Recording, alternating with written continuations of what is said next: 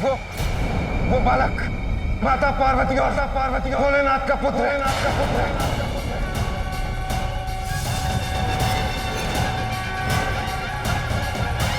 तो सिंगिका ने उचित कहा था। ये कैसे हो सकता है? ये क्या हुआ था? मुझे बोलने पर बात ही कैसे कर दिया इस दुष्ट ने। किंतु अब मैं इससे लड़ूंगा।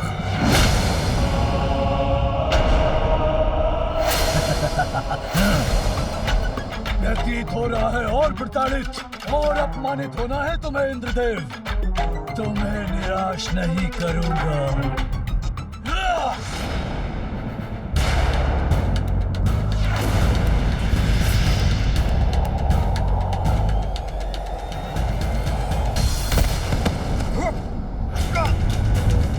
लेकिन ये कैसे सत्य हो सकता है? महादेव और देवी पार्वती का पुत्र तो हो ही नहीं सकता।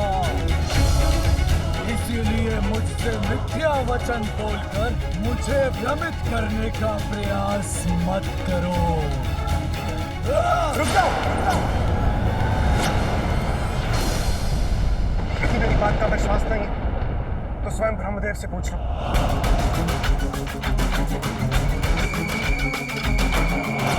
ब्रह्मदेव,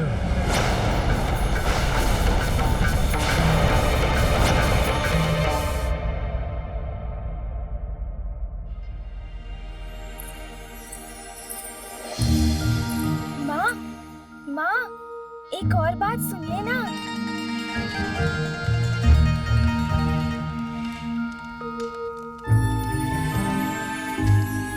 और माँ, एक और बात, पिताश्री का तीसरा नेत्र। हम सभी के पास तो 2 ही नेत्र है। पिताश्री के पास एक तीसरा नेत्र भी है, जानती हैं आप?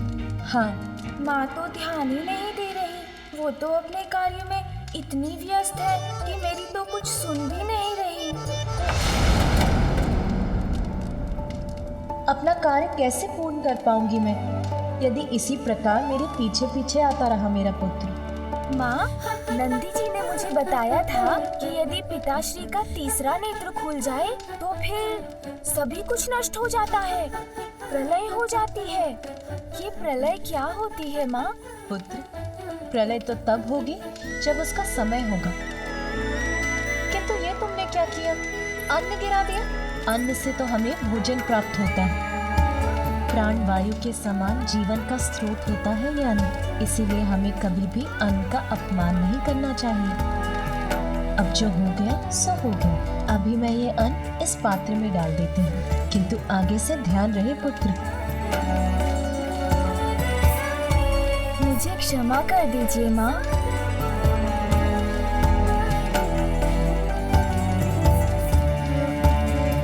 माँ, मैं और एक बात तो बताना भूल ही गया।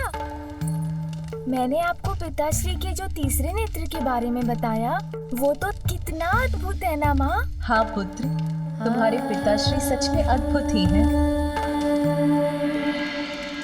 माँ पुनः चली गई। मुझे तो उन्हें और भी बहुत सारी बातें बतानी है। माँ, एक और बात सुनिए ना माँ। माँ, पिताश्री के पास तो डमरू और त्रिशूल भी है, ज्ञात है आपको?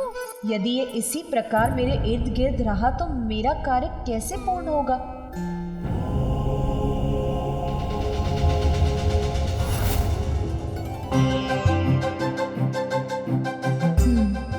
स्वामी को जैसे कोई चिंता ही नहीं है, अपने ध्यान में ही लीन है।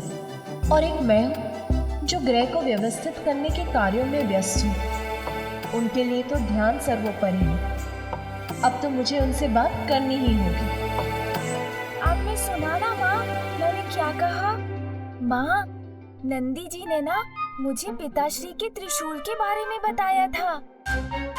कितना प्रचंड है वो, आप जानती हैं? पुत्र, हाँ माँ। मेरे साथ आओ। अच्छा माँ, मैं तो आपके साथ ही हूँ। आप जहाँ कहेंगी वहाँ चलूँगा। किंतु हम जा कहाँ रहे हैं माँ? आओ। स्वामी, क्या आपको ज्ञात है आज संपूर्ण दिवस यहाँ क्या कुछ हुआ है? नहीं ज्ञात है? कोई बात नहीं, मैं बताती हूँ। जब आप यहाँ ध्यान में मग्न थे तब मैंने नंदी, श्रृंगी और अन्य गणों को हमारे पुत्र के लिए फल, दूध और मधु लाने के लिए भेजा। उसके बाद मैंने अपने पुत्र के कक्ष की व्यवस्था की। फिर मैंने गृह के अनावश्यक कार्य किए। मैंने तो ये सब किया। अब आप बताइए, आपने संपूर्ण दिवस क्या क्या किया? नहीं, इतना विचार करने की आवश्यकता नहीं है, क्योंकि आपने तो ध्यान करने के सिवाय और कुछ भी नहीं किया। जानना चाहते हैं मुझे ये सब कैसे ज्ञात है? बताती हूँ। जब मैं एक एक कर सभी कार्य निपटा रही थी और साथ ही हमारे पुत्र का ध्यान भी रख रही थी, मेरी दृष्टि जब भी बाहर गई, आप यही थे, ध्यान में लिए। जानती हूँ, ध्यान तो आपके लिए बहुत महत्वपूर्ण है। जगत कल्याण का उत्तरदायित्व जो है आप पर। किंतु स्वामी, हमारे गृह में अब एक बालक है। आपके पुत्र का आगमन हुआ है। यदि मेरे ऊपर आपका और उसके साथ अन्य कार्यों का भार भी पड़ गया तो मुझे कठिनाई नहीं होगी क्या? फिर मुझे अपने पुत्र की छठी नामकरण आदि संस्कारों का, उसके जन्म के उत्सव का भी तो विचार करना है। आपसे मैंने गृह के किसी कार्य को करने के लिए तो कभी नहीं कहा। किंतु स्वामी, आपको अपने दायित्व स्वयं समझने चाहिए स्वामी। आपके पुत्र के प्रति आपका भी दायित्व है, ये तो समझते हैं ना आप? अब आप शांत क्यों हो गए? कुछ बोल ही नहीं रहे। कहिए ना, इतना तो आप भी समझते हैं ना? मैं तुम्हारी बात समाप्त होने की प्रतीक्षा कर रहा था प्रिय। मैं समझता हूं, अपने समस्त दायित्व भली भांति समझता हूं। कहो, मैं कैसे सहायता कर सकता हूं? आपको ज्ञात है, आज संपूर्ण दिवस आपका पुत्र मेरे पीछे पीछे घूमकर मुझे ये बताता रहा कि उसके पिता किस किस प्रकार से अद्भुत हैं। तो अब मेरा एक सुझाव है, मैं अपने शेष कार्य समाप्त करके आती हूँ और आप अपने ध्यान के स्थान पर अपने पुत्र के साथ कुछ समय बिताइए, उससे बातें कीजिए। वो आपके बारे में जानने के लिए उत्सुक है, उसकी जिज्ञासा शांत कीजिए स्वामी। अवश्य पार्वती। पुत्र, अब तुम कुछ समय अपने पिताश्री के साथ बैठो, उनसे बातें करो। उचित है ना?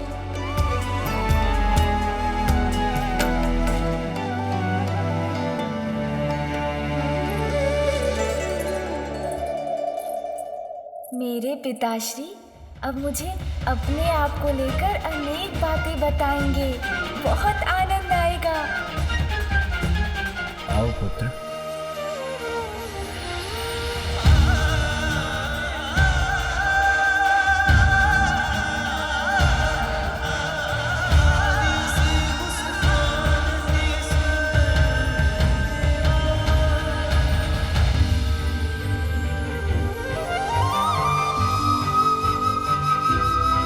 पिताश्री, आप निद्रा मग्न हो गए क्या? नहीं पुत्र, मैं निद्रा में नहीं, मैं ध्यान मग्न हूँ। ध्यान पिताश्री, ये क्या होता है? ये तो मुझे नहीं ज्ञात। आप करते हैं तो कुछ अद्भुत ही होगा। बताइए ना पिताश्री। पुत्र, ध्यान से हमारा अंतर्मन शुद्ध होता है। हम अपने भीतर झांक कर अपना सत्य ढूंढ पाते हैं और आंतरिक और बाहरी वास्तविकता का हमें स्पष्ट बोध हो जाता है। किंतु पिताश्री, मुझे तो बिना ध्यान के ही सब कुछ स्पष्ट हो गया है। अब तो मैं आपको भली भांति पहचान गया हूँ। आपके विषय में सब कुछ ज्ञात हो गया है मुझे। जो कुछ भी नंदी जी ने मुझे बताया था, अब वो सब कुछ स्पष्ट हो गया है मुझे। मैं आपको बताऊं पिताश्री?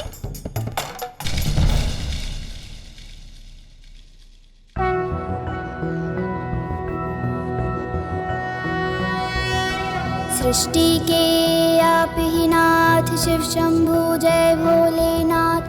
लंबी जटाएं हैं किए गंगा को धार लिए, डमरू त्रिशूल है हाथ त्रिनेत्र जय भोलेनाथ।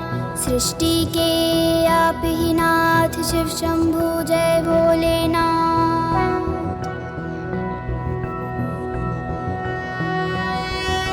तन पे भस्म है मले, नाग धरा है गले, रुद्राक्ष है क्षण है साथ, बम बोल बम भोलेनाथ। सृष्टि के आप ही नाथ शिव शंभू जय भोलेनाथ।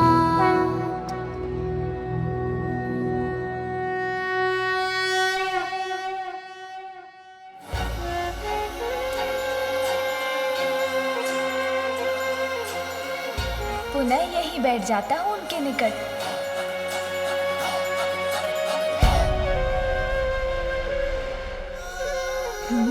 पिताश्री के नेत्र तो पुनः बंद हो गए। अब मैं क्या करूं? माँ ने कहा था पिताश्री के साथ ही रहना तो उचित है। अरे ये क्या है? जो भी है बहुत सुंदर है। पकड़ लेता हूँ। अरे पकड़ में नहीं आ रहा।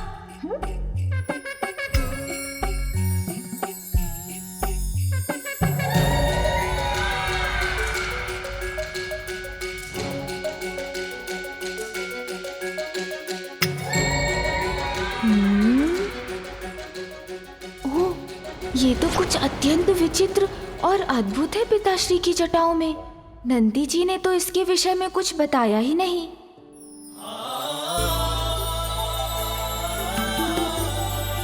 अतुलनीय सौंदर्य है मेरा, मुझसे भी अधिक सुंदर ये कहाँ हो सकता है भला।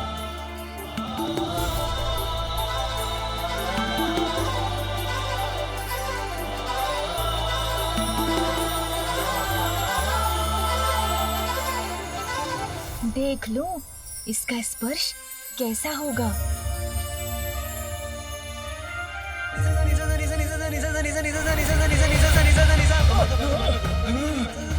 क्या हुआ स्वामी?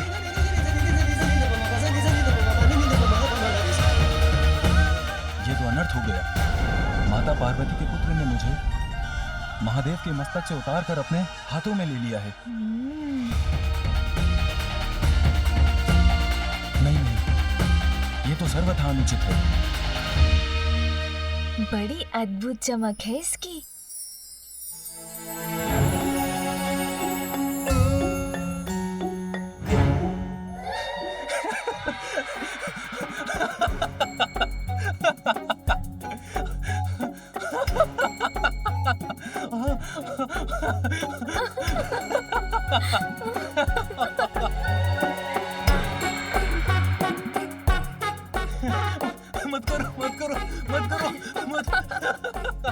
किंतु स्वामी, मैं आपको कहाँ गुदगुदा रही हूँ? माता पार्वती का पुत्र मुझे गुदगुदा कर अब प्रताड़ित कर रहा है।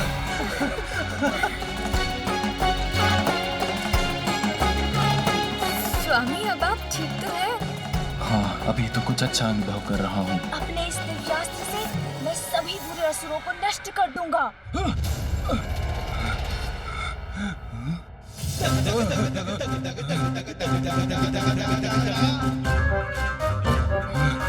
मुझे तो इस क्रीड़ा में बहुत आनंद आ रहा है। पुनः उछाल कर देखता हूँ।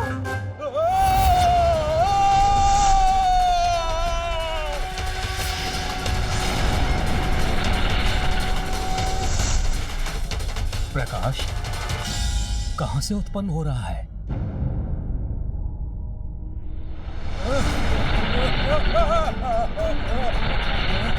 ये चंद्रदेव क्या कर रहे हैं?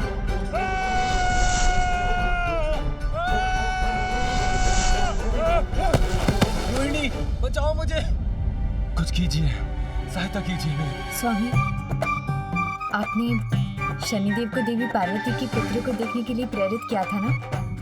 ये उसी का परिणाम है। अब ये तो आपको भुगतना ही होगा। देवी पार्वती का पुत्र चंद्रमा के साथ क्रीड़ा कर रहा है। कहीं इसके परिणाम स्वरूप इस पर कोई संकट ना आ जाए। चिंता दूर करने के लिए मैं अपनी वीणा से कोई राग वादन करती हूँ।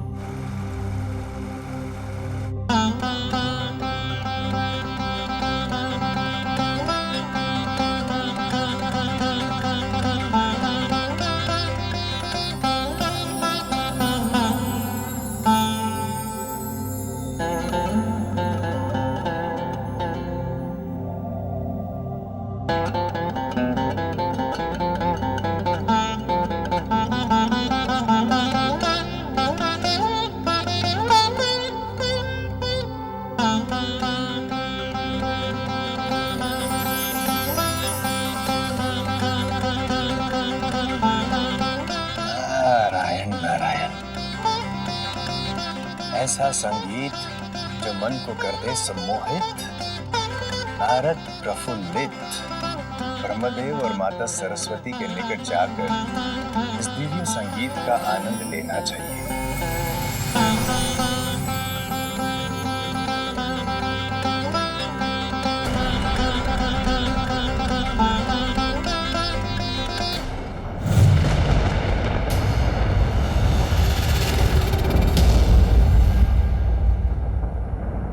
क्या हुआ देवी? अचानक कौन सी चिंता आपको विचलित कर उठी है? ज्ञात नहीं स्वामी, किंतु प्रतीत हो रहा है जैसे कोई अशुभ अपवित्र हमारी ओर बढ़ रहा है।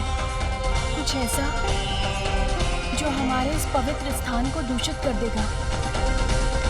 देवी, जिस प्रकार कमल का पुष्प कीचड़ में रहकर भी अपनी सुंदरता और पवित्रता को कलंक नहीं लगने देता, उसी प्रकार कोई भी अपवित्रता भला आपको स्पर्श कैसे कर सकती है?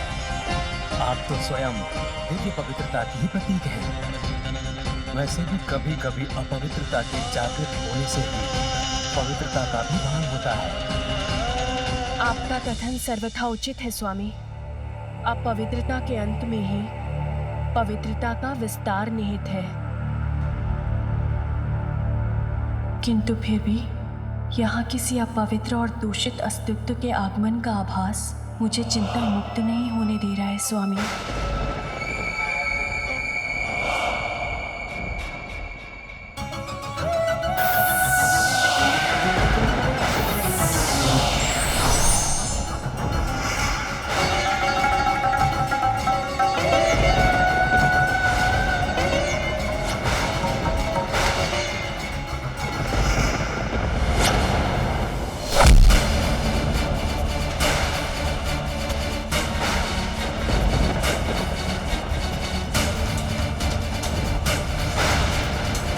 नारायण नारायण,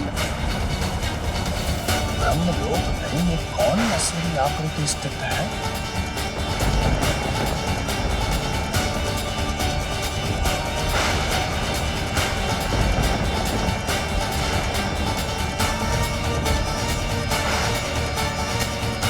कदाचित देवी सरस्वती की चिंता उचित थी। इस दुष्ट के आगमन की पूर्व सूचना प्राप्त हो रही थी उन्हें।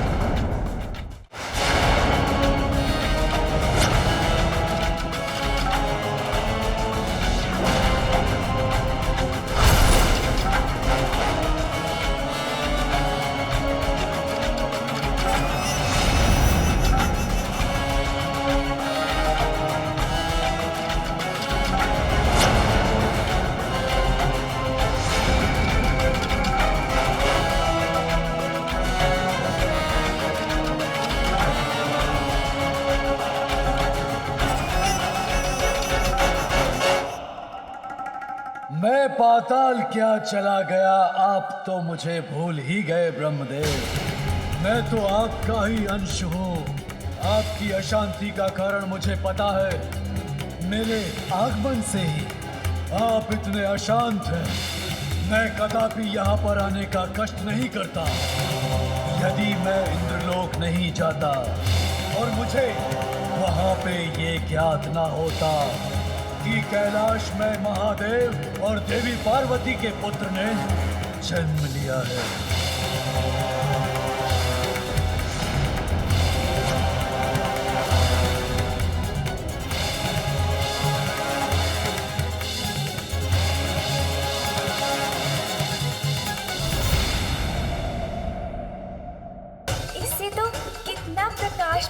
प्रतीत हो रहा। एक बार इसे ढक कर देखता हूँ।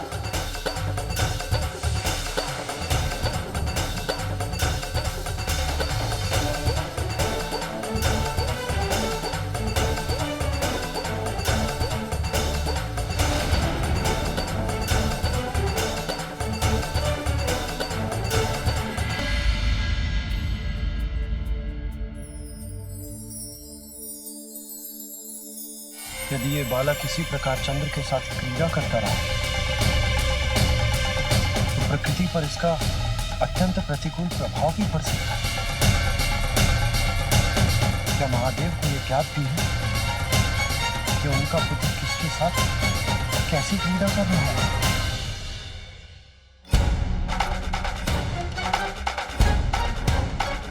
जल में तो इसका प्रतिबिंब और भी सुंदर लग रहा है। इससे प्रकाशित ये मत्स्य बहुत मनमोहक प्रतीत होती है। इसे जल में डालकर तो और भी स्पष्ट दिखाई देगी ये, और भी सुंदर दृश्य उत्पन्न होगा। बहुत आनंद आएगा।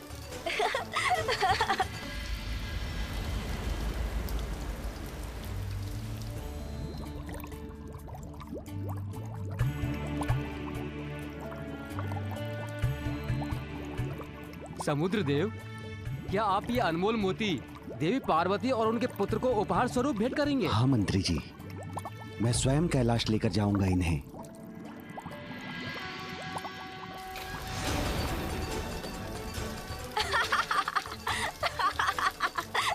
ये गया।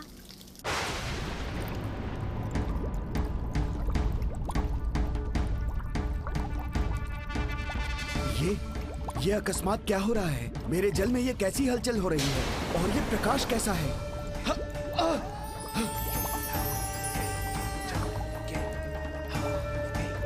चंद्र, वो यहाँ मेरे जल में क्यों है?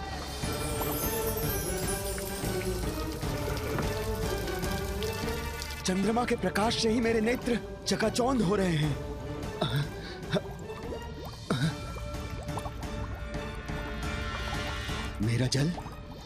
मेरा जल अशांत हो उठा है उनके आगमन से।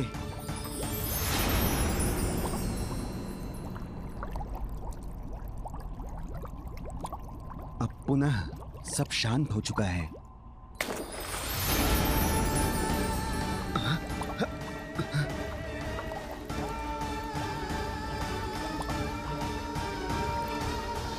ये चंद्र क्या करने का प्रयास कर रहे हैं? कैसी क्रीड़ा है ये उनकी? मेरा जल अधीर होकर पुनः शांत हो जाता है। क्या कारण हो सकता है इसका?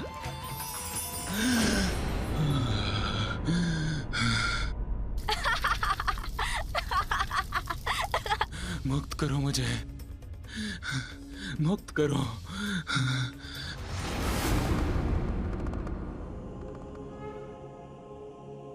प्रभु,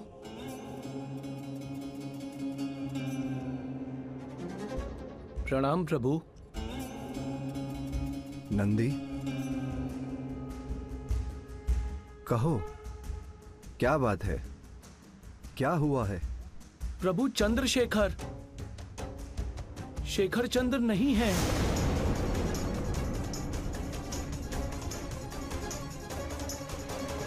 मैंने वरदान दिया था चंद्र को कि वो सदा मेरे शीश पर स्थित रहेंगे। फिर वो मेरे शीश से कहां चले गए? कौन हटा सकता है उन्हें वहां से? क्या हुआ ब्रह्मदेव? आप इतने शांत क्यों हो गए?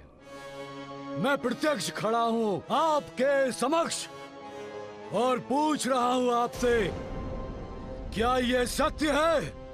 क्या कैलाश पर महादेव और देवी पार्वती के पुत्र का जन्म हुआ है? इस असुर में इतना साहस कहां से आ गया कि ब्रह्मलोक में आकर ब्रह्मदेव से ही इतनी दुष्टता से बात कर रहा है? और भोलेनाथ और माता पार्वती के पुत्र में इतनी रुचि क्यों है इस राक्षस को? नारायण नारायण।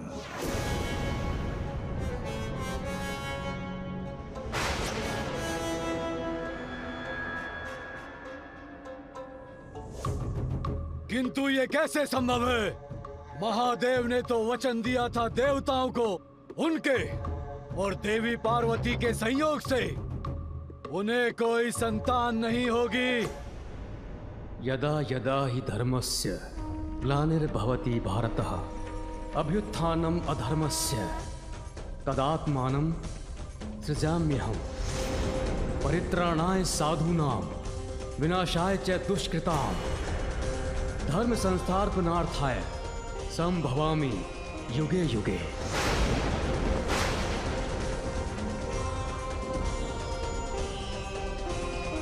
संसार में जब भी धर्म का ह्रास होगा, जब भी बुराई की शक्तियां अपना वर्चस्व स्थापित करेंगी, जब भी तुम जैसे दुष्ट के अस्तित्व का प्रभाव होगा, तो तुम्हारे जैसे दुष्टों का अंत करने के लिए तुम्हारे काल का रूप लेकर, शुभता का बल बनकर, असाधारण रूप धारण कर दिव्यता का आगमन भी अवश्य होगा।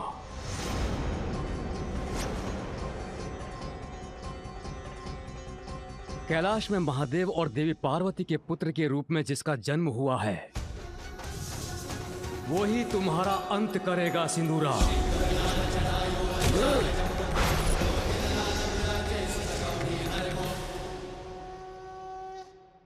ब्रह्मदेव, मुझे भयभीत करने का प्रयास कर रहे हैं आप। एक बालक अंत करेगा मेरा? कदापि नहीं। क्या आपको स्मरण नहीं है कि मैं अपराजेय हूं? आप विष्णु या स्वयं महादेव भी मुझे पराजित नहीं कर सकते। ये तुम्हारा दुर्भाग्य है कि मुझसे प्राप्त वरदान की शक्तियों का अनुचित प्रयोग करके तुम एक पापी दुष्ट असुर बन गए सिंदूरा। किंतु पापी कभी अजेय नहीं होते। ये ज्ञात होते हुए भी तुम अपने कुकृत्यों में लिप्त हो।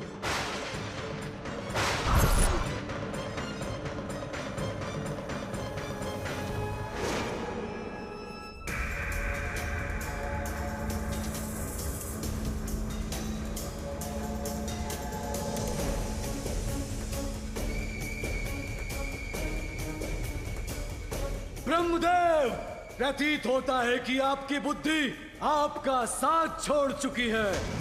भूल रहे हैं आप। यदि मैं चाहूं तो इसी क्षण आप दोनों का अंत कर सकता हूं, ब्रह्मलोक को नष्ट कर सकता हूं।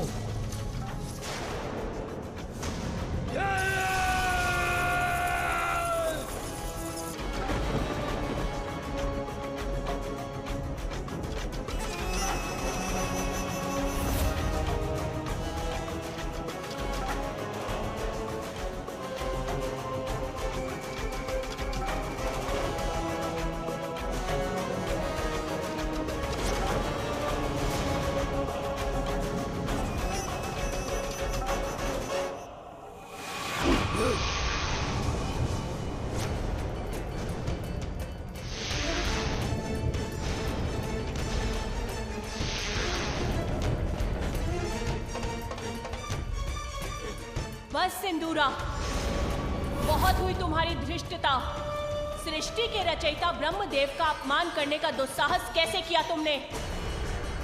देवी,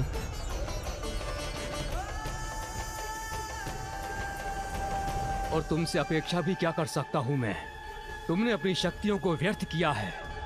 संस्कार विहीन तो तुम थे ही, किंतु अब तुम्हारे बल से उत्पन्न अहंकार और तुम्हारी दुष्ट प्रवृत्ति ने तुम्हारा सर्वनाश सुनिश्चित कर दिया है। ब्रह्मदेव ने मुझे वरदान तो बहुत दिए, किंतु प्रतीत होता है संस्कार देना भूल गए। अपना कर्तव्य उचित प्रकार से नहीं निभाया इन सृष्टि रचयिता ने।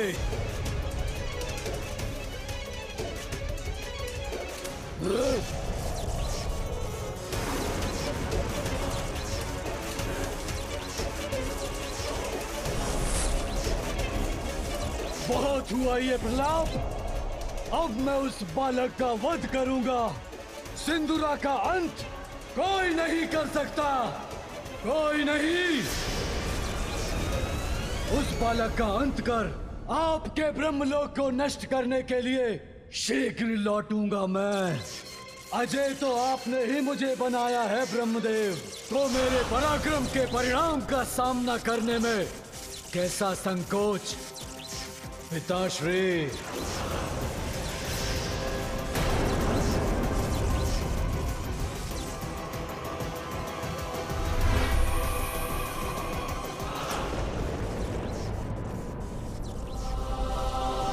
ये मेरी सबसे बड़ी भूल का प्रत्यक्ष रूप है।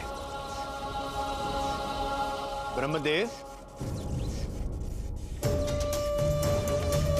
क्या सुना मैंने अपने कानों से? नारायण नारायण। उस दुष्ट राक्षस ने भी आपको पिता कहकर संबोधित किया? आप ही उस दुष्ट दानव के पिता हैं? नारायण नारायण। मैं आपके सभी प्रश्नों का अवश्य उत्तर दूंगा देवर्षि, किंतु इसके पूर्व मुझे उसकी उपस्थिति से दूषित हुए ब्रह्मलोक को पुनः पवित्र कर लेने दीजिए।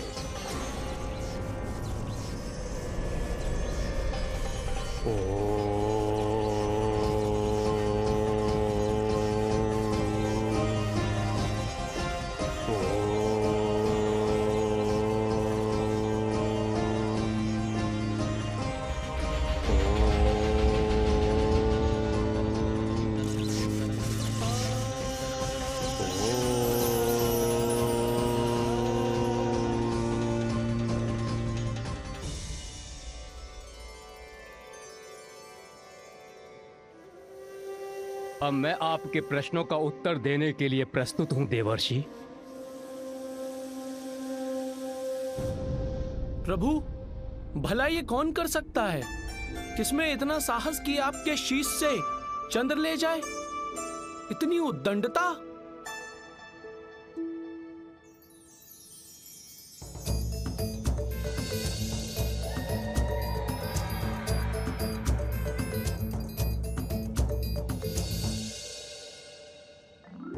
अवश्य मेरा पुत्र ही चंद्र को ले गया होगा। कौतूहलवश उसने मेरे शीश से चंद्र को ले लिया होगा, किंतु यदि मैं अपने गणों को यह बात बता दूंगा तो भयवश वो कदाचित बालक से चंद्र को लौटा कर लाने के लिए तैयार ही नहीं होंगे। तुम सभी जाओ और शीघ्र चंद्र को ढूंढ कर लाओ। जी प्रभु।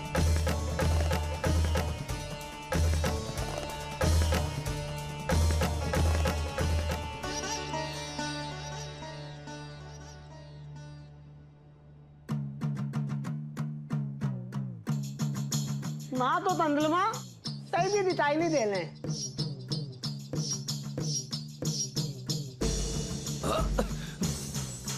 अरे क्या कर रहे हो तुम लोग?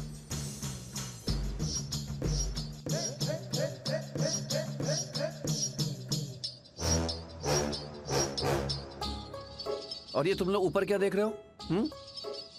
और नीचे देखकर क्यों नहीं चल रहे हो? याद लंदी थी। अरे आप इतना भी नहीं समझते। अरे हम लोग तंदलमा तो ढूंढ रहे हैं ना, तो आसमान में ही मिलेंगे ना।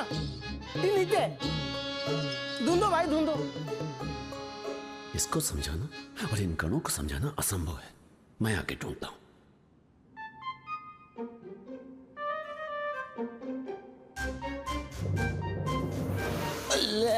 क्या चल रहा है भाई?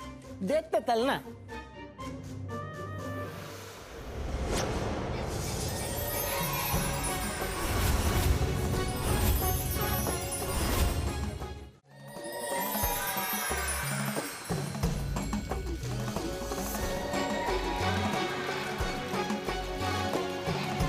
चंद्र यहाँ इस बालक के पास है। ये तो उनके साथ क्रीड़ा कर रहा है। मलदार तंदलमा तो बालक के हाथ में देती लंदी थी, देती है।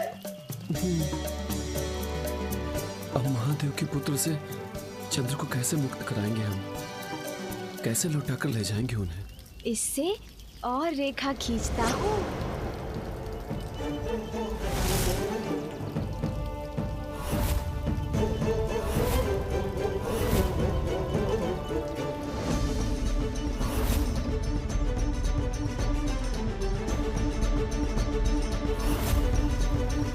ये तो फिर से रेखा खींच रहा है।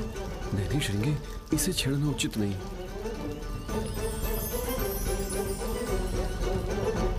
पुनः कठिनाई उत्पन्न हो गई। अब इसका क्या समाधान है?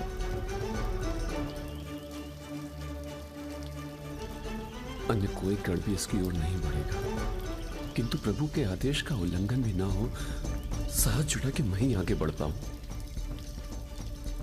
ये सुंदर है।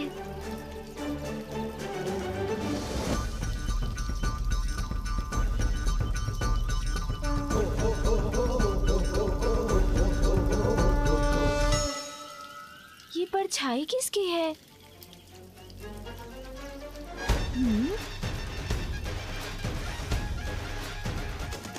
कौन है?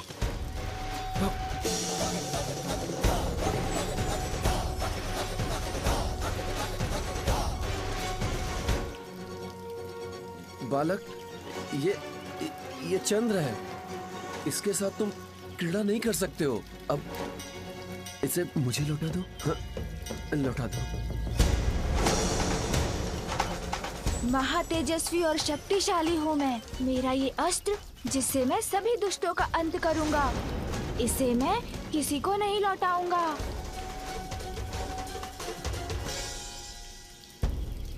चलो बिल तलो। अरे तलो? अरे तोतला हम रसोई घर में नहीं है, अभी हम बालक के समक्ष हैं। तलो। बालक ते तमत्ते इसीलिए तो तेरा हूँ। चलो चलो छित्तो याते। ओ चलो, पर कैसे? महादेव के आदेश का उल्लंघन करके? बहुत आनंद आ रहा है। यदि आपको इसके साथ क्रीड़ा करनी है, उसके लिए आपको प्रतीक्षा करनी होगी। अभी तो इससे मैं क्रीड़ा कर रहा हूँ। जब तक मेरा मन नहीं भर जाए, मैं इसे किसी को नहीं लौटाऊंगा। देखिए ना, मैं अभी आपको कुछ दिखाता हूँ। तितली बोलता भूल जाते हो। चलो छित्तो याते। बांधो यहाँ पे बांधो। अरे तोतला, कौन सी तितली और किसके बाल? हम यहाँ इसके हाथ में चंद्र की बात कर रहे हैं और एक आप है कि... अरे नहीं श्रृंगी जी, ये कह रहे हैं कि पिछली बार भूल गए क्या? इस बालक से उलझने का क्या परिणाम हुआ था?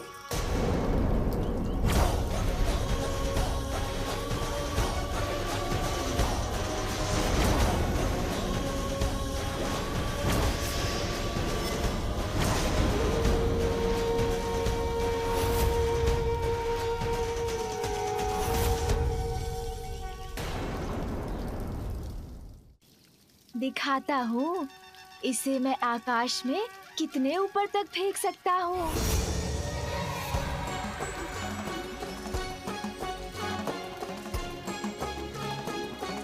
देखिए।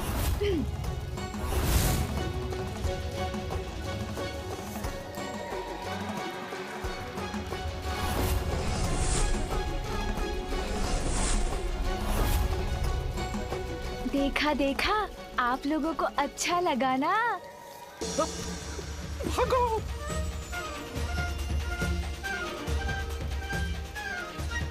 और दिखाऊं? अभी तो यही थे सभी, कहाँ चले गए? किंतु ये तो है मेरे पास। प्रभु, वो बालक आपके पुत्र चंद्र को नहीं लौटा रहे हैं। हमने उनसे चंद्र को लौटाने के लिए कहा तो उन्होंने उत्तर दिया कि वो चंद्र के साथ क्रीड़ा कर रहे हैं। जिन साक्षात चंद्रदेव को वरदान देकर मैंने उनके प्रतीक को चंद्र रूप में अपने शीश पर धारण किया है, जिनके अस्थिर होने से सृष्टि का संतुलन बिगड़ सकता है, एक बालक उनके साथ क्रीड़ा करे, क्या ये उचित है? नंदी, तुम जाओ और शीघ्र चंद्र को लौटा कर लाओ। उन्हें उनके उचित स्थान पर स्थापित करो। जी प्रभु।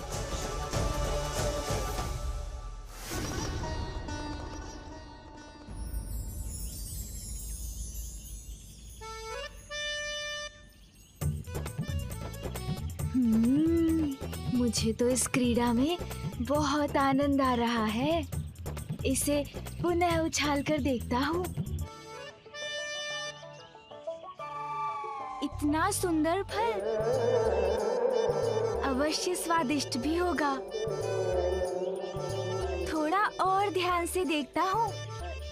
इसे तोड़ लेता हूँ, फिर इसके स्वाद का आनंद लूंगा, खाऊंगा इसे।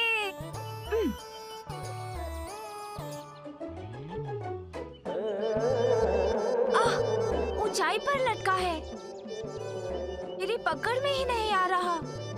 ऐसे तो नहीं तोड़ सकूंगा, कोई युक्ति लगानी होगी।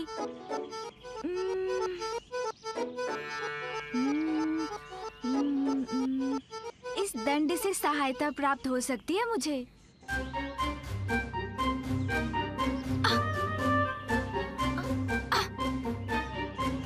पहुंच तो रहा हूँ, किंतु लक्ष्य नहीं साध पा रहा हूँ। कुछ और करना होगा।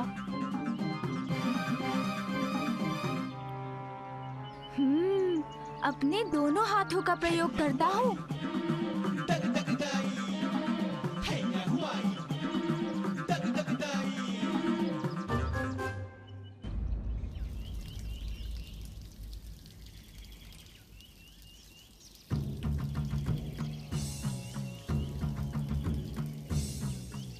बालक को यहीं कहीं होना चाहिए।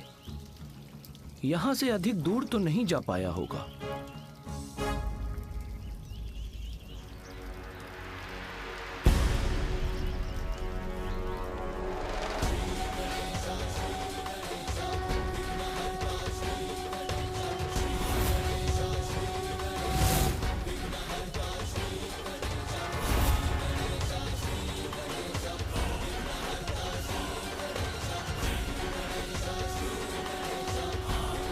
पिछली बार इन्होंने दंड उठाया था तो हमारी बुरी दशा कर दी थी। इस बार न जाने क्या कर बैठे। अब मैं प्रभु की आज्ञा का पालन कैसे करूं? इनसे चंद्रमा कैसे प्राप्त करूं? इन फलों को तोड़ लेता हूँ, फिर इनके स्वाद का आनंद लूंगा।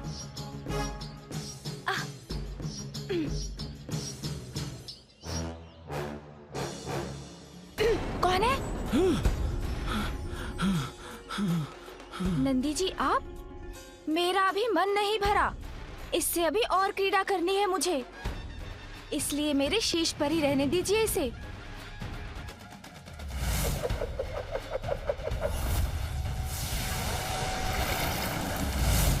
दंड? इसने तो पुनः दंड उठा लिया। नहीं नहीं, नहीं लूंगा। बालक, तुम इसके साथ क्रीड़ा करते रहो जब तक तुम्हारी इच्छा करे। हाँ, मैं जाता हूँ। प्रभु, मैंने उनके सिर से चंद्र को लेने का प्रयास तो किया, किंतु उन्होंने मुझे दंड दिखा दिया। उनके साथ पुनः युद्ध की स्थिति उत्पन्न हो, उसके पूर्व ही हमें उसे रोकना होगा। स्वामी,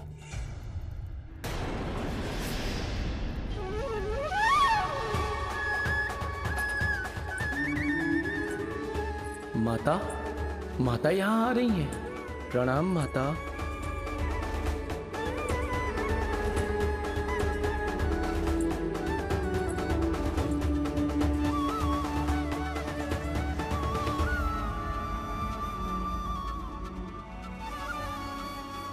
उत्तम, अति उत्तम। तुम सभी ये ले आए, तो अब मैं अपने पुत्र को भोजन करा सकूंगी। किंतु वो है कहाँ?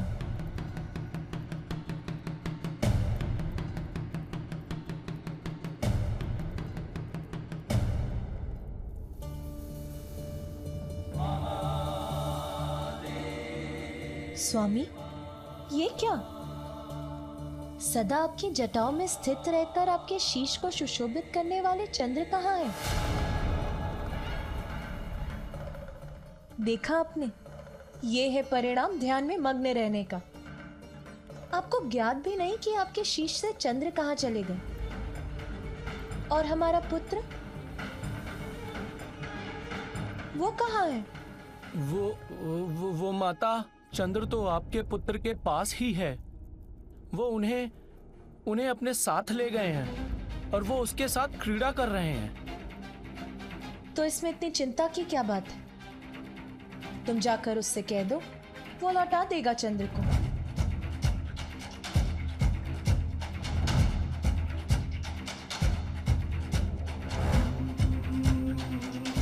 क्या हुआ? मैंने कहा ना जाकर मांग लो उससे चंद्र को। तो फिर विलंब क्यों कर रहे हो आप सभी? जाते क्यों नहीं? दीदी, दीदी, माता तो आप ही बताओ। माता, हम सभी ने प्रयास तो किया, किंतु माता प्रयास हमारे ताले आता पर होता है, क्योंकि वो तो माता, हम गए थे उनके पास, किंतु उन्होंने चंद्र देने से मना कर दिया। माता, उन्होंने अपने हाथ में दंड ले रखा है। पिछली बार उनके हाथ में दंड था तो स्थिति नियंत्रण के बाहर चली गई थी। और माता, अब तो उसके पास दंड भी है और तंत्र भी है। बस शांत हो जाओ तुम सभी। नटखट अवश्य है मेरा पुत्र, किंतु है तो एक बालक ही ना। चंद्र को क्रीड़ा की कोई वस्तु समझकर ले गया होगा। इसमें दोष मेरे पुत्र का नहीं, उसके बड़ों का है,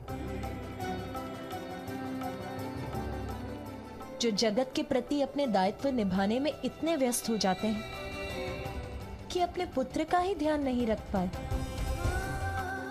किंतु आप सभी चिंता मत करिए, मेरा पुत्र अभी चंद्र को ले आएगा। पुत्र, तुम्हारे पिता के शीश पर स्थित रहने वाला चंद्र क्रीड़ा की वस्तु नहीं है, साक्षात चंद्रदेव के प्रतीक हैं। उनके अपने स्थान पर ना होने से चंद्रदेव भी प्रभावित हो रहे हैं। इससे सृष्टि का भी अहित हो रहा है। उन्हें शीघ्र लौटा दो पुत्र, शीघ्र आओ यहाँ।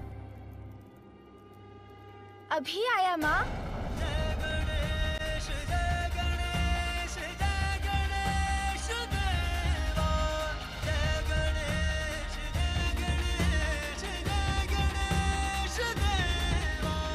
पुनः ऐसा कभी मत करना पुत्र।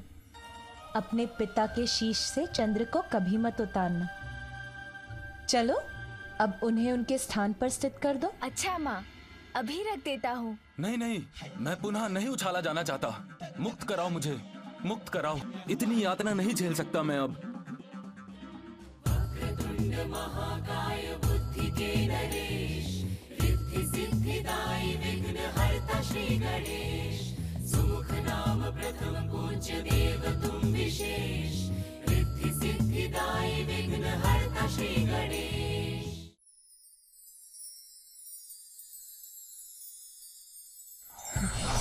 ये क्या? वहां अवश्य कुछ ना कुछ तो परिवर्तित हुआ है।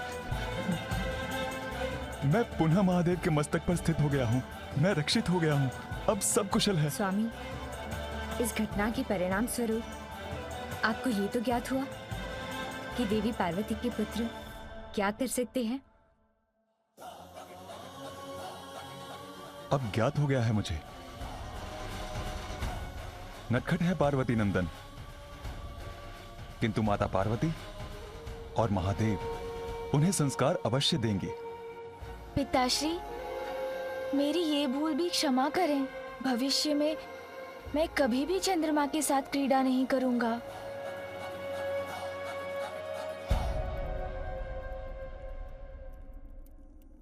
बालक विनायक विनम्र जो हुए, चकित सारे गण देखते ही रह गए। चंद्र पुनः शंकर के भाल पे सजा, नाम चरितार्थ चंद्रशेखर हुआ।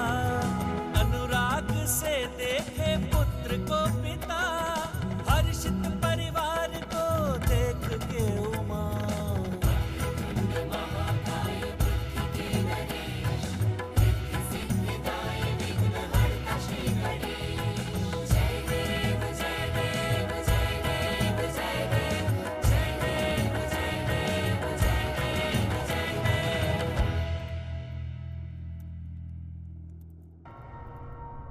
परमपिता ब्रह्मदेव, वो दुष्ट दानव भोलेनाथ और माता पार्वती के बालक के विषय में जानने के लिए इतना उत्सुक क्यों था, ये जानने के लिए मैं स्वयं उत्सुक हूँ पिताश्री।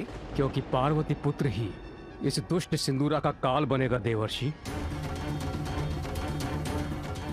किंतु उस दुष्ट दानव ने आपको पिता कहकर संबोधित क्यों किया?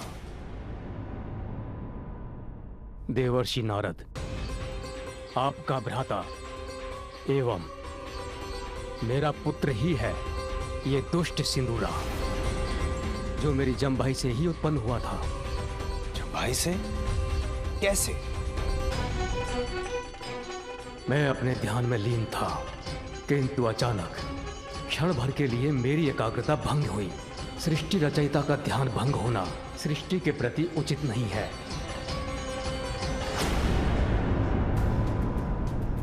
मुझे अपनी इस बड़ी भूल का आभास हुआ और मैंने पुनः स्वयं को ध्यान में स्थिर कर लिया।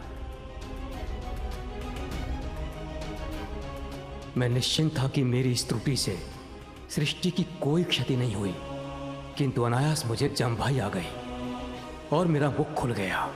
उसी अवकाश में यह जन्म लेकर प्रस्तुत हुआ।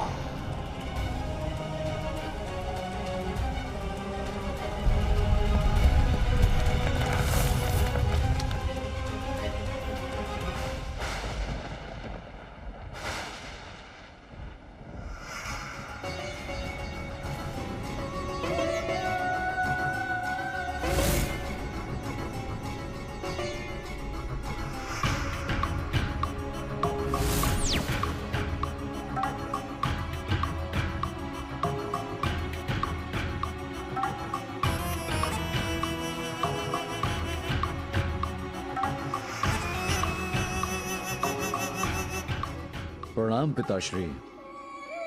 प्रणाम माताश्री।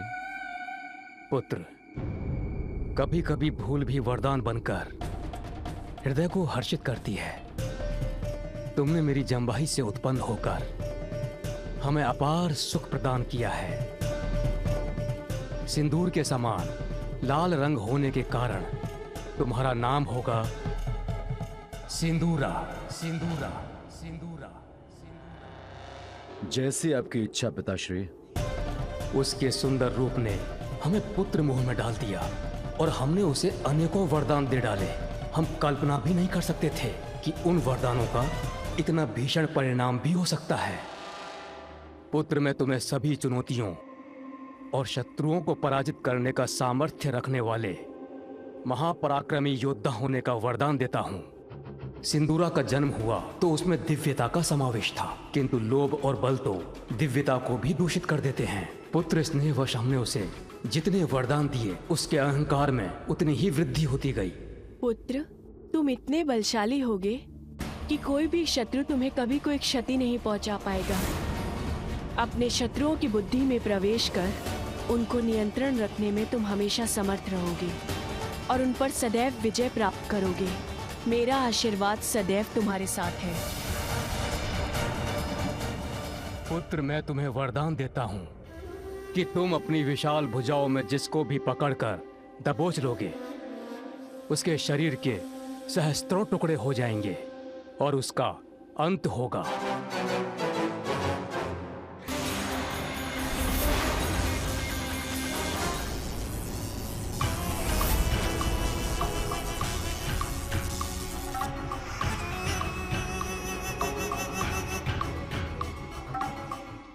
अब कोई नहीं टिक सकता मेरे समक्ष, न देव, न दानव, न यक्ष और न मनुष्य। कोई वध नहीं कर सकेगा मेरा। अब मुझे किसी से कोई भय नहीं। अजय हो गया है सिंदूरा।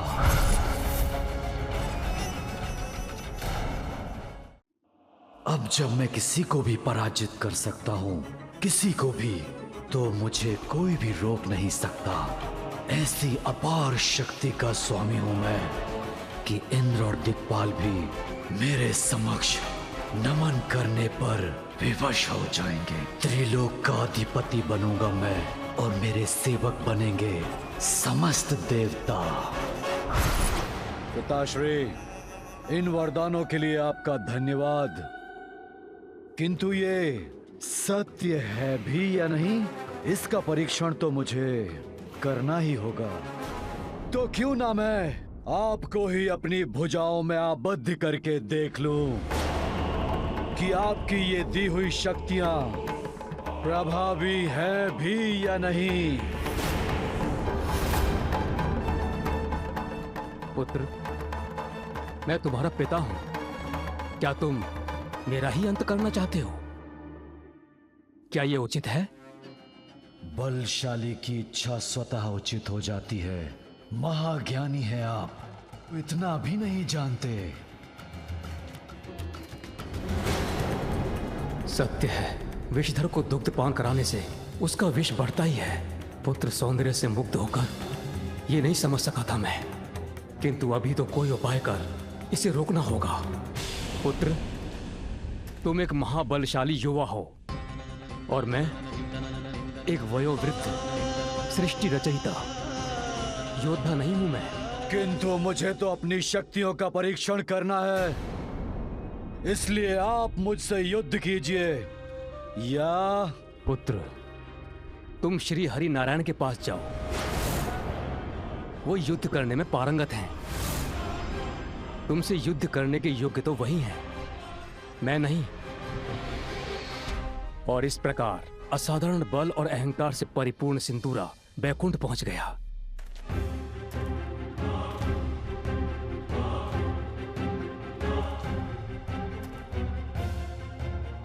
नारायण,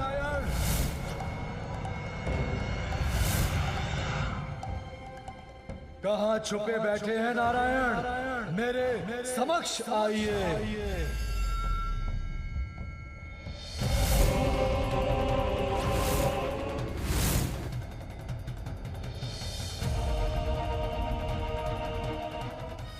ये आप क्या कर बैठे ब्रह्मदेव? अब मोहग्रस्त पिता के अविचारपूर्ण वरदान के कारण त्रिभुवन को यातना सहनी होगी।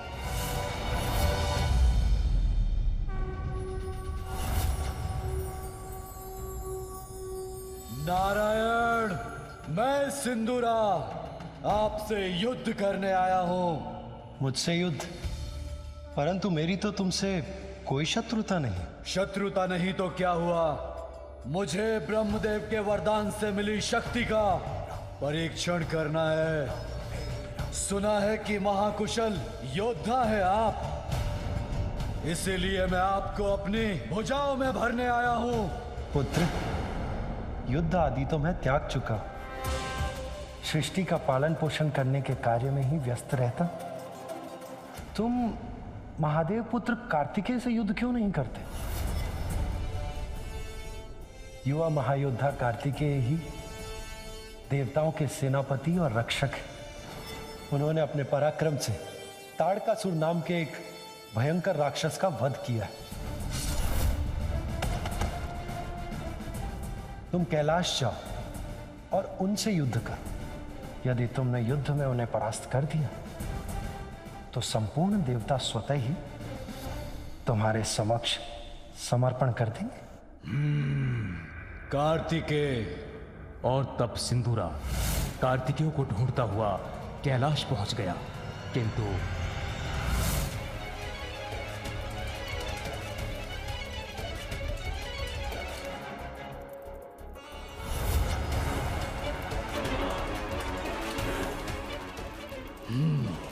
तो ये है कैलाश, यही मिलेगा वो महायोद्धा शिवपुत्र कार्तिकेय।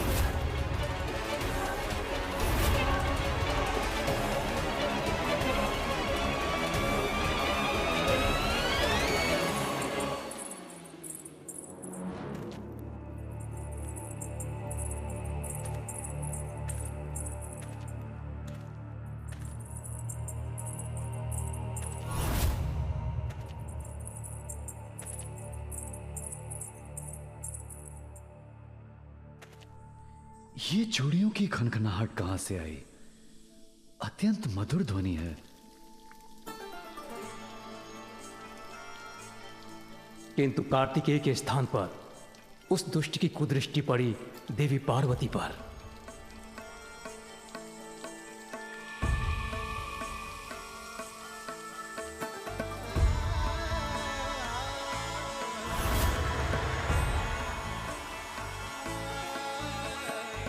इन देवी के अपार सौंदर्य ने तो मेरा मन मोह लिया। मुग्ध हो गया है सिंदूरा इनके इस मन भावन रूप से, और जिस पर सिंदूरा मुग्ध हो जाए उसे प्राप्त करके ही रहेगा।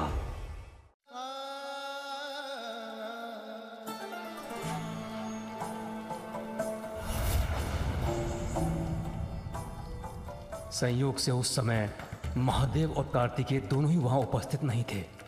अपनी वरदानी शक्तियों से प्राप्त बल के मद में मदमस्त देवी पार्वती पर मोहित वो दुष्ट दुर्भावना हृदय में धारण किए देवी पार्वती की ओर बढ़ने लगा।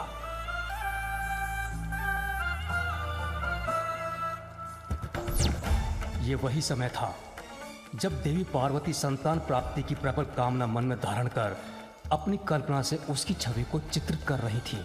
जब सिंदूरा उनके समीप पहुंचा, उसी समय देवी पार्वती द्वारा चित्रित उस छवि से ही एक प्रकाश पुंज उत्पन्न हुआ और सिंदूरा से टकराया, और वो दुष्ट कैलाश के बाहर जा गिरा। जिस पुत्र ने जन्म से पूर्व ही सिंदूरा से अपनी माता देवी पार्वती की रक्षा की, उसको सिंदूरा के पग पग का भान है।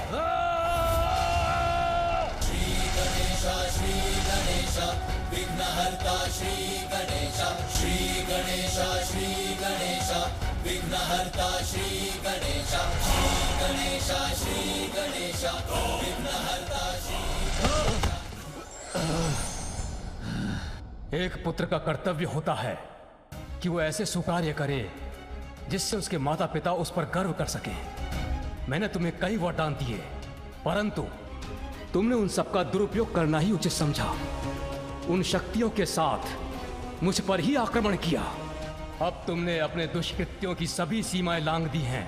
जगत जननी देवी पार्वती को कुदृष्टि से देखने का दुस्साहस किया तुमने। मैं तुम्हें श्राप देता हूं, अपनी दिव्यता खोकर तुम असुर बन जाओगे। जिन देवी को तुमने कुदृष्टि से देखा, उन्हीं का दूसरा पुत्र तुम्हारा वध करेगा। महादेव और देवी पार्वती का दूसरा पुत्र तुम्हारा काल बनकर प्रकट होगा।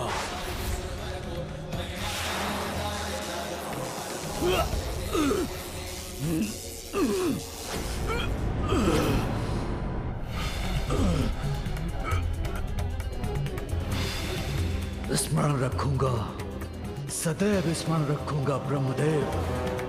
मुझे कुरूप बनाने के लिए कभी क्षमा नहीं करूंगा आपको।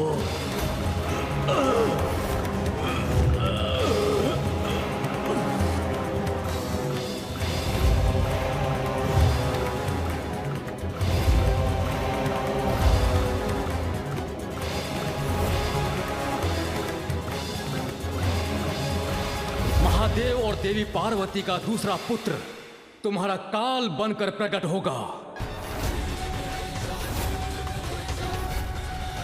यदि वो बालक मेरे लिए काल है, तो सिंदूरा भी उसके लिए महाकाल है।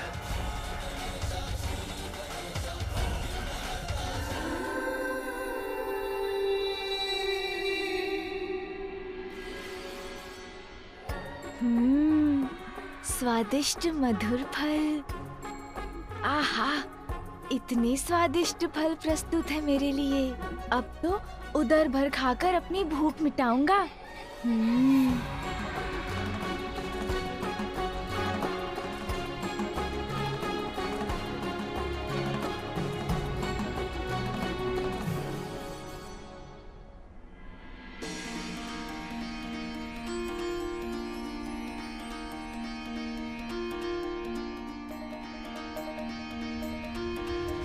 माँ ने मुझे फल उठाने से क्यों रोक दिया?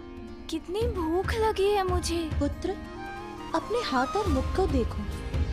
संपूर्ण दिवस भर क्रीड़ा करते रहे, इसलिए जब तक तुम स्वयं को स्वच्छ नहीं कर लोगे, कुछ भोजन नहीं मिलेगा तुम्हें। भोजन के पूर्व अपने देह को स्वच्छ करना अति आवश्यक है, क्योंकि स्वच्छता ही तुम्हें निरोग बनाएगी।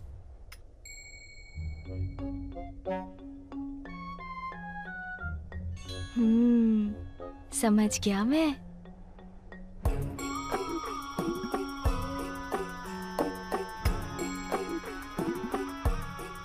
लीजिए माँ, मैं हो गया स्वच्छ।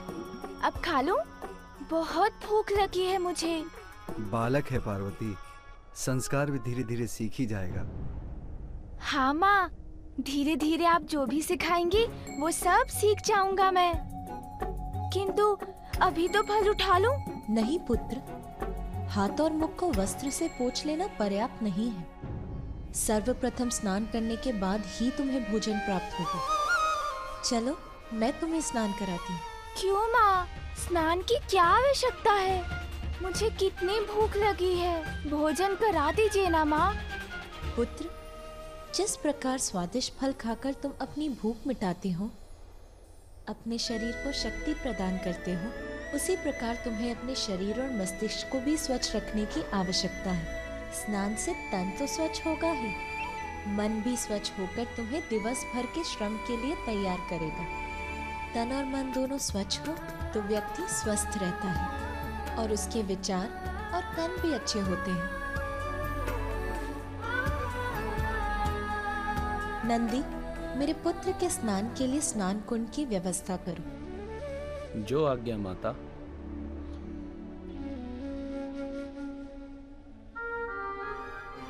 आओ पुत्र।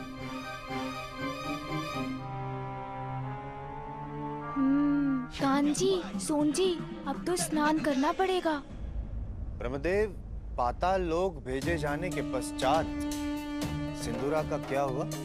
पाताल में सिंदूरा की भेंट सिंहिका से हुई।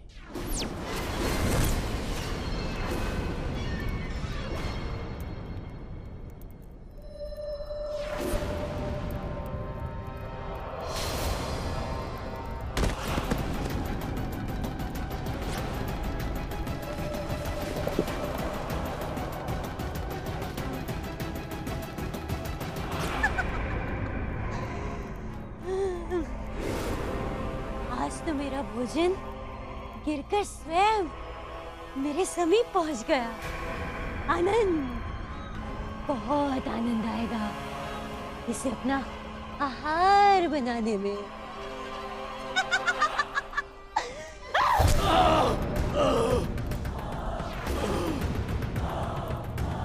छोड़ दो मुझे।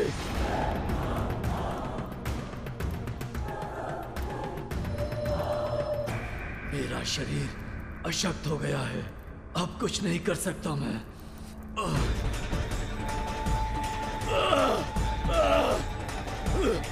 छोड़ो मुझे, मेरा शरीर बहुत अशक्त है, मैं कुछ नहीं कर सकता। छोड़ो। पुत्र, मैं तुम्हें सभी चुनौतियों और शत्रुओं को पराजित करने का सामर्थ्य रखने वाले महापराक्रमी योद्धा होने का वरदान देता हूँ। तुम इतने बलशाली होगे कि कोई भी शत्रु तुम्हें कभी कोई क्षति नहीं पहुंचा पाएगा।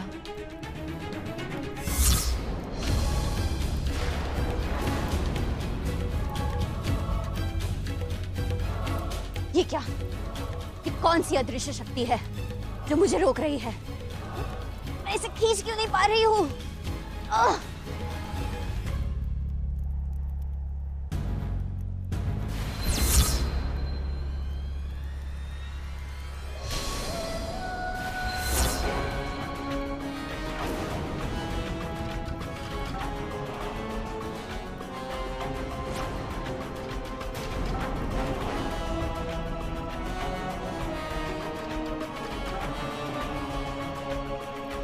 दूर हटो मुझसे।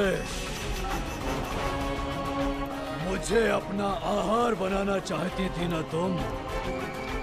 अब मैं उसका दंड तुम्हें दूंगा।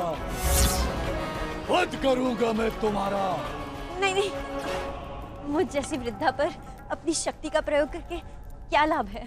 क्या अर्थ है तुम्हारा वृद्धा मायाविनी? शीघ्र इसका ध्यान मुझ पर से कहीं और परिवर्तित करना होगा। यदि तुम वास्तव में आसुरीय शक्ति के स्वामी हो तो जाओ और पाताल लोक के शासक गजमुखासुर से युद्ध करो, उसे पराजित करो और बन जाओ असुर सम्राट।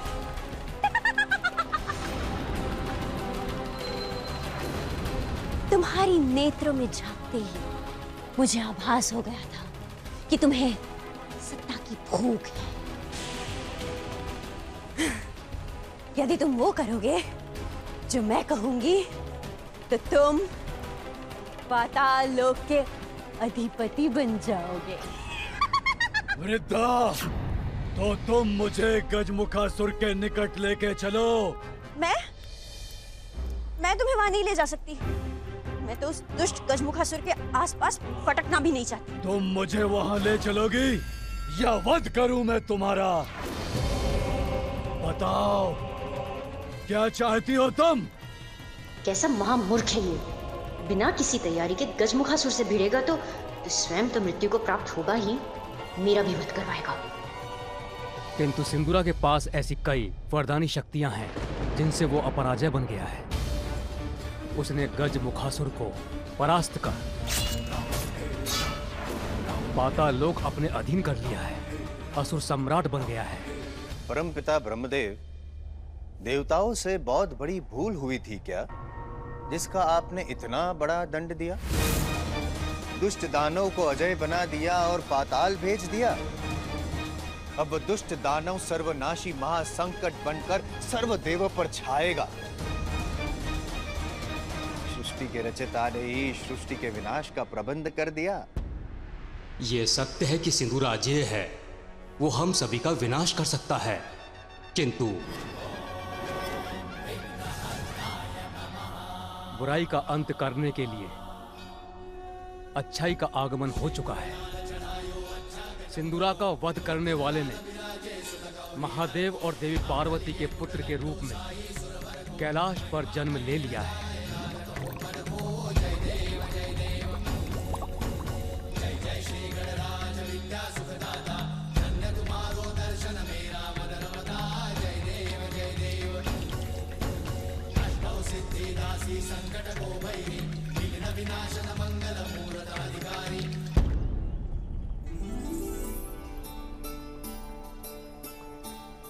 तन मन दोनों ही शुद्ध और स्वच्छ हो जाते हैं स्नान से। बाल्यावस्था से ही स्वच्छता का नियमित अभ्यास तो अति आवश्यक है। मेरा उधर भूख के कारण अशांत हो रहा है, किंतु माँ ने कहा है स्नान अनिवार्य है तो करना ही होगा, किंतु उसमें ये सभी शीघ्रता क्यों नहीं कर रहे हैं?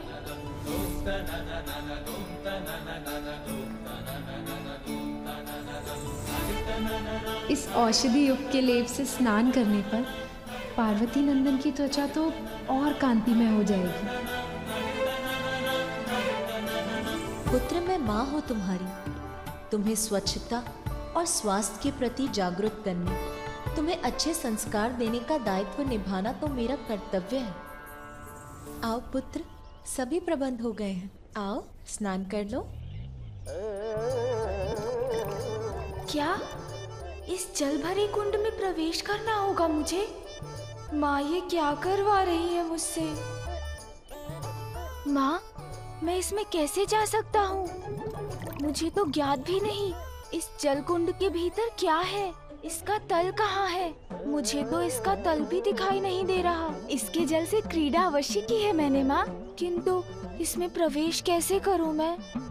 इसमें इतना विचार करने की आवश्यकता नहीं है पुत्र, ये तो अत्यंत सरल है, सभी करते हैं। तुम निसंकोच होकर इस कुंड में उतरना प्रारंभ करो। इसका जल तुम्हारे तन को स्वच्छ कर देगा। किंतु माँ, तुम्हारी माँ तुम्हारे साथ है पुत्र, फिर तुम्हें किस बात की शंका हो रही है? सहजता से एक एक डग रखकर इस कुंड में प्रवेश करना प्रारंभ करो पुत्र। मैं तुम्हारा हाथ थामकर तुम्हें सुरक्षित रखूंगी और तुम कुंड में प्रवेश कर जाओगे।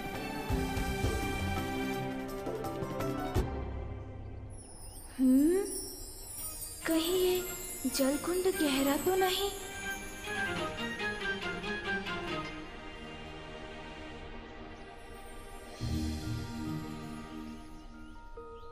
नहीं नहीं माँ, मुझे प्रतीत हो रहा है उसके भीतर पांव रखूंगा तो उसी में समा जाऊंगा मैं, और यदि समा गया इस जल में तो खो जाऊंगा मैं। अरे अब तो डलते हैं, वो भी डलते हैं। आप खोएंगे नहीं, ये तो मात्र छोटा सा कुंड है, इसमें कोई नहीं खो सकता। आइए प्रवेश कीजिए। पुत्र, व्यक्ति की निडरता भय पर और साहस उसके शंका पर भारी पड़ता है।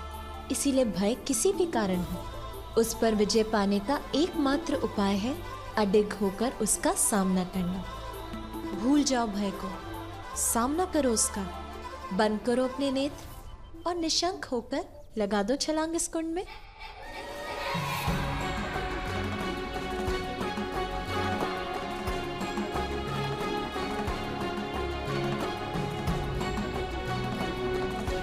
माँ उचित कहती हैं, अपने इस भय का सामना तो अभी ही करना होगा मुझे।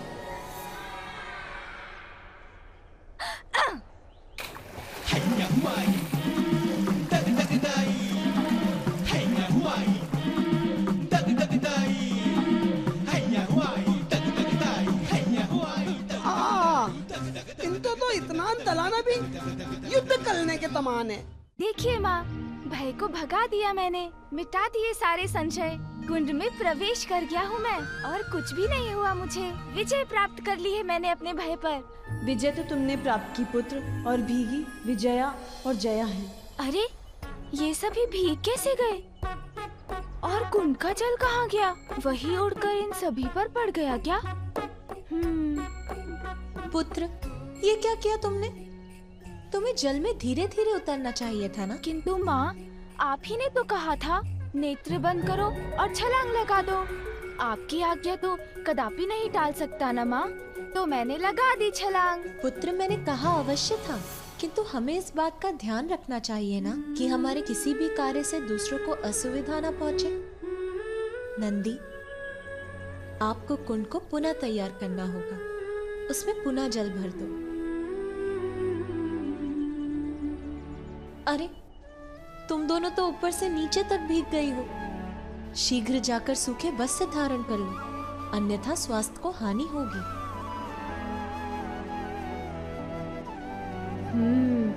अब तो निर्भीक होकर प्रवेश करूंगा मैं जल में।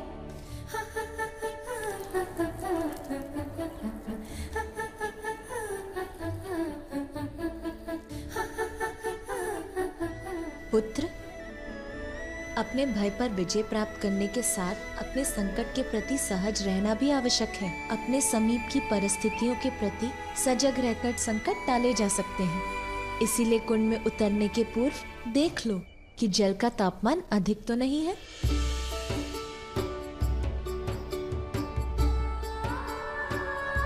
अरे अरे, ये क्या कर रहे हैं सून जी?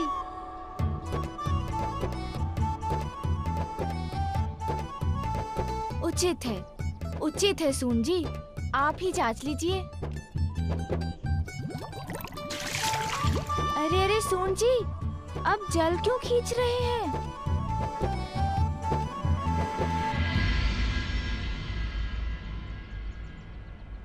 अच्छी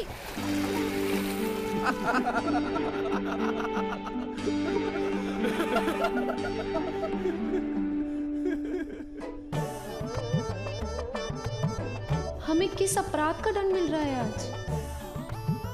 अभी सूखे वस्त्र धारण किए थे हमने, और इसने पुनः ही भिगा दिया हमें। सून जी, ये क्या कर दिया आपने? जया और विजया मौसी पर पुनः जल की बौछार कर दी। मुझे क्षमा कर दीजिए विजया मौसी। जया मौसी, आप भी मुझे क्षमा कर दीजिए। एक बार पुनः प्रयास करके देखता हूँ, किंतु इस बार धीरे धीरे प्रवेश करता हूँ।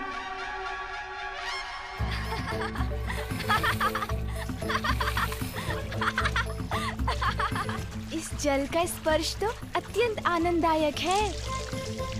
अरे वाह, इसमें मेरे हिलने से तो तरंगें उत्पन्न होती हैं। और करके देखता हूँ। यदि मैं स्नान कर रहा हूँ, तो क्यों ना आप सब भी मेरे साथ साथ ही स्नान कर लें।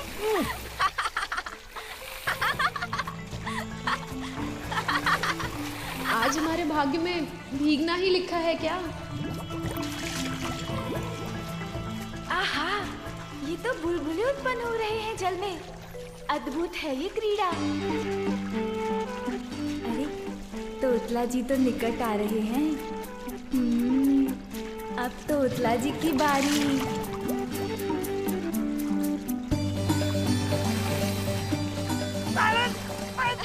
माता बता, माता बता। अल्लाह तीन दीदी, समाज डाल दीजिए, अपनी डालू ना।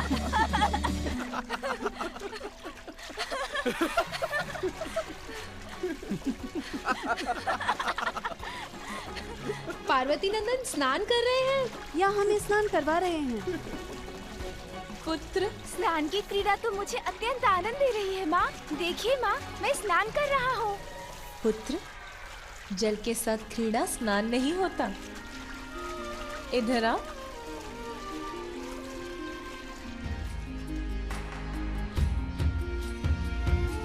पुत्र, स्नान का अर्थ है अपने तन से मैल को हटाना। उसके लिए ये लेप तुम्हारे शरीर पर मल रही हूँ। स्थिर रहो पुत्र, क्या कर रहे हो? हिलो मत। कैसे ना हिलूं माँ? इतनी गुदगुदी हो रही है मुझे। अभी इस लेप को अपने तन से धोकर जल से बाहर आ जाओ पुत्र।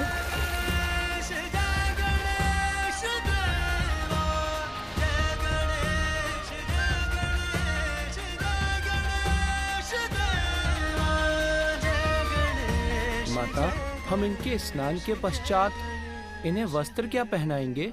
अरे हाँ नंदी, इस पर तो मैंने ध्यान ही नहीं दिया। प्रथम स्नान के पश्चात तो मामी के यहाँ से आए नवीन वस्त्र ही पहनाए जाते हैं। आपकी समस्या का समाधान मैं कर देती हूँ देवी पार्वती।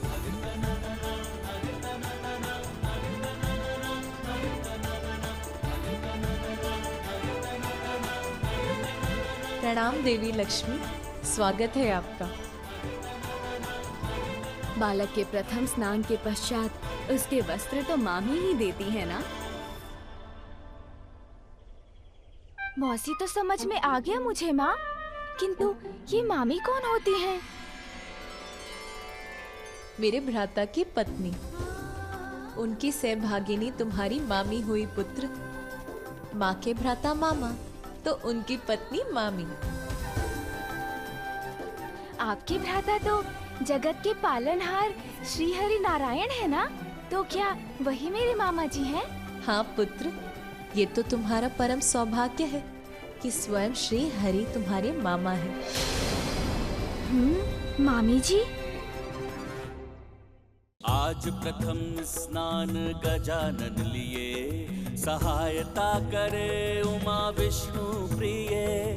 वस्त्र तन को सुंदर से पहना रही, भिन्न भिन्न आभूषण भी सजा रही।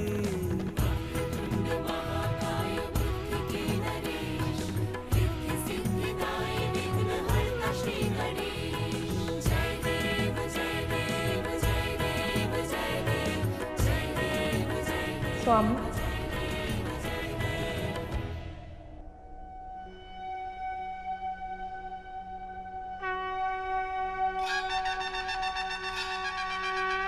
पिताश्री,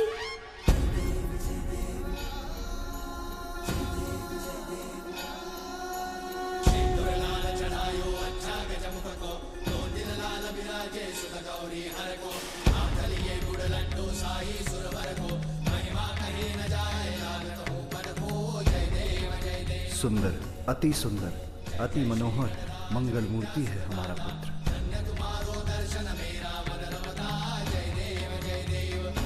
पिताश्री देखिए ना, मैं तो स्नान भी कराया और नवीन वस्त्र और आभूषण भी धारण कर लिए मैंने।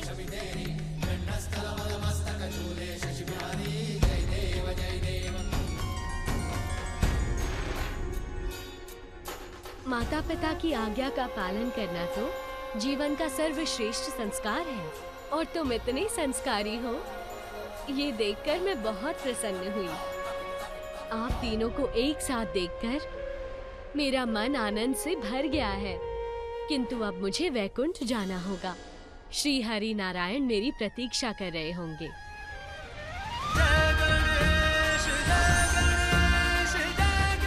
मामी जी से भेंट तो हो गई, किंतु अब मामा जी से भी तो भेंट करनी होगी। क्यों सुन जी? चलें फिर मामा जी के धाम।